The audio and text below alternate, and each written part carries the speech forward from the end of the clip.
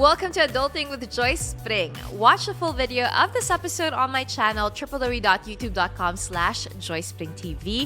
And if you want to level up your adulting game, check out joycepring.com/collections for my digital products and courses.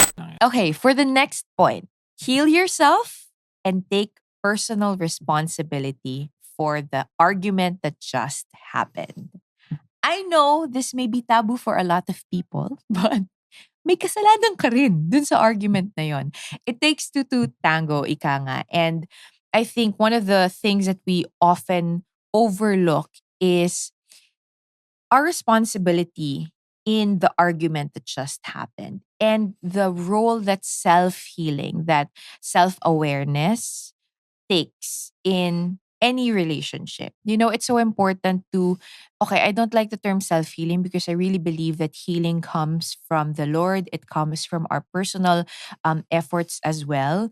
But it's so important to know na hindi ka makakapag-resolve ng any big conflict unless you also have that self-awareness of like, ano ba yung kinontribute ko sa away na to and how can I be better next time? Mm. Pride na kasi yun eh. If you Mhm. think na you don't have a hand in it. So, yeah, that's very important. Yeah, and I think it's also important to really think about arguments in the sense na here's the reality.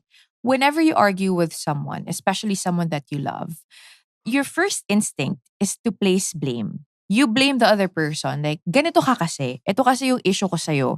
May problem ka sa personality mo. Ito yung hindi ako masaya about you. Whatever, whatever, whatever.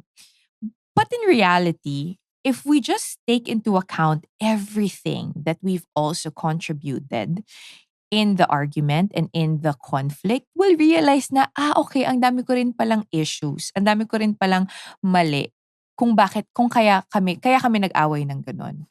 And yun yung na-appreciate ko naman sa marriage namin that we've actually been better at by God's grace in the past few months is we've been learning to take into account and take responsibility for our own mistakes and our personal experiences that have led us to react the way that we did.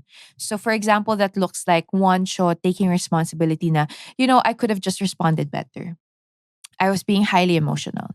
You're right, it's too early for me to talk about that. That's taking responsibility.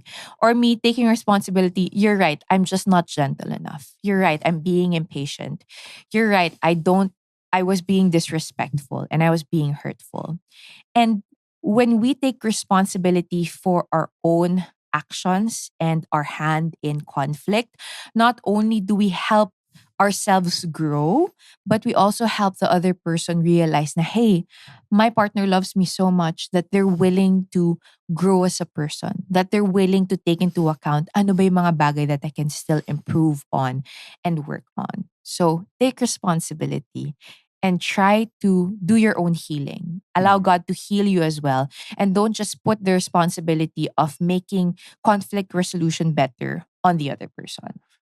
Palagi kong sinasabi kay Joyce, just to add to this point, gusto ko na masiset natin yung culture natin sa family na ngayon pa lang that we have a very strong sense of accountability.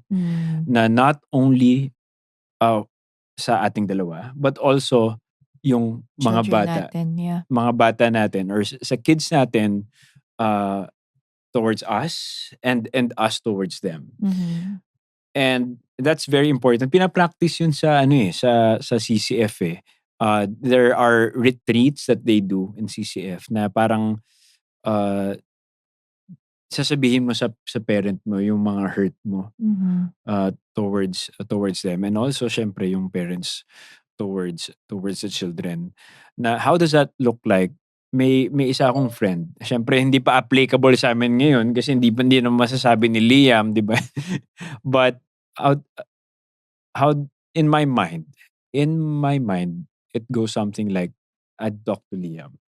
Na si Liam, uh, Dada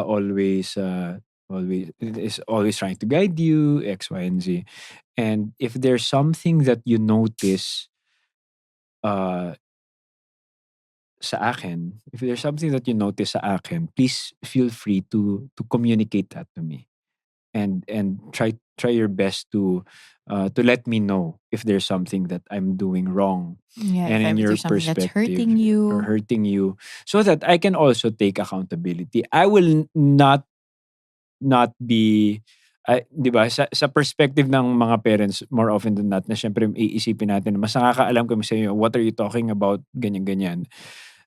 And more often than not naman, limited pa naman yung pananaw nila sa buhay. Pero you also have to listen to them and also Mhm. take accountability kung saan nanggagaling yung mga hurts nila to avoid childhood trauma, because that exponentially causes the character of a child in the future. So Yeah. That's so important. that's No, very actually, important. this is a really good point also for if you're a new parent like us, if you're new parents like us, that's something that we really pray about. Na we pray that we are humble enough to really just submit ourselves to our children also, in the sense na we're open to hearing them say that we've made mistakes or we've hurt them, because at the end of the day, we have already, and we will. And it would be better for our children to be able to feel that it's a safe place for them Mm. to say na, hey mom, hey dad, this is how you've hurt me. And for us to accept that and take accountability for that and say, I'm sorry that that's how we Yeah. made you feel. I'm sorry that we hurt you. Yeah, and also syempre ang palaging magiging excuse ng parents diyan is, I'm doing it for your own good, X, Y, and Z. But it also does not discount the fact that during that moment, nasaktan talaga yung tao di ba? Valid yun eh. Valid yung Oo, experience nila valid there. yung hurt na yun eh. At kaya nga niya binibring up kasi malaking bagay sa kanya yun. Mm. At kapag in-acknowledge mo at hindi yung backhanded apology na parang, sorry kasi hindi mo pa naiintindihan na ginagawa to ni ganyan because parang gano'n, backhanded apology siya. Although there are ways na para mako-communicate mo yun na, I'm just doing this because I love you. But yun nga, I'm very sorry na gano'n yung na-experience mo. Please allow Dada to be better. That's accountability. Yeah. Diba? That's accountability. Not gaslighting. Not cast. That's it for this episode of Adulting with Joyce Pring. If you liked this podcast, please don't forget to use the hashtag Adulting with Joyce Pring, and also check out www.joycepring.com for the show notes, and tag me on social media with at Joyce Pring. I'll talk to you guys again soon. Paalam!